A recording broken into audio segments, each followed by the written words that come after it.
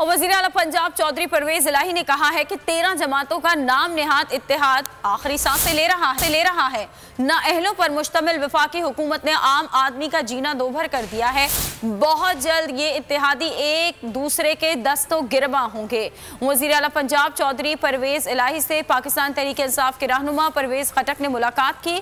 Punjab house Islamabad में होने वाली मुलाकात में सियासी उमूर और मौजूदा सूरत हाल पर तबादला ख्याल किया गया, जबकि असम्बली के तमाम रूल्स ऑफ प्रोसीजर का जायजा भी लिया गया।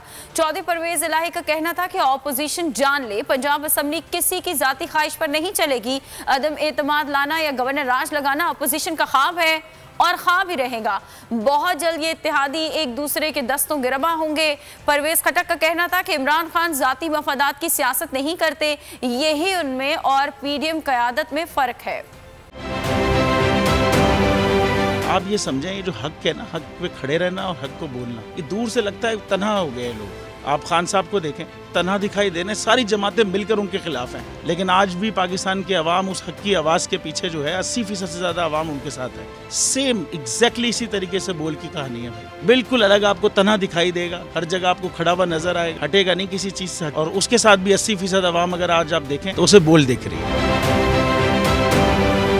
जाली केस है ना, ये हम पे उस वक्त बनाए गए थे जब हुकूमत यही थी, इन्हीं लोगों की हुकूमत थी ना। और ये जाली केस, इनको मैं नहीं कह रहा इस केस को जाली केस, इनको पाकिस्तान में क्या पूरी दुनिया में एक ऐसा शिकायत कुंदा नहीं मिला, एक ऐसा कंप्लेनेंट नहीं मिला जिसने ये कहा हो कि हमारे साथ फ्रॉड हुआ है। तो ये खुद ही बन गए कंप्लेनेंट और ये खुद ही इन्होंने खुद ही इन्वेस्टिगेशन की, उसकी खुद ही तफ्तीश भी की, यानी कि कंप्लेनेंट भी है, इन्वेस्टिगेशन ऑफिसर भी है। और इन द एंड इन्होंने फिर उसके बावजूद ये कोर्ट में जमा कराया कि जी ये केस जाली केस था और इसमें किसी किस्म जो कुछ एग्जैक्ट कर रहा था सब लीगल। ये मेरी बात नहीं है, ये इनके इन्वेस्टिगेशन ऑफिसर की बात। सबसे ज्यादा व्यूज और सबसे ज्यादा रेटिंग के साथ बोल आज भी रहा नंबर 1 पर।